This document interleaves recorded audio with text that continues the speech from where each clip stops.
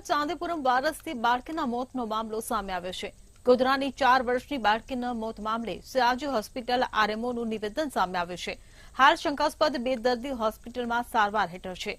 શંકાસ્પદ એક બાળ દર્દી ગંભીર પરિસ્થિતિમાં છે। તો રિપોર્ટ આવ્યા બાદ ચાંદીપુરમ રોગથી મૃત્યુ થયું છે કે કેમ તે કહી શકાશે।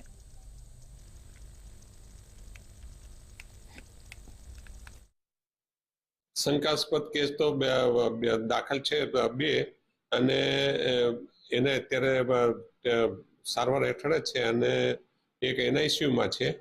એવી રીતે 3 થાય અને એ પ્રૂવ થશે ત્યારે જ એનો ડાયગ્નોસિસ આપણે ચાંદીપુરમ કહી શકીએ।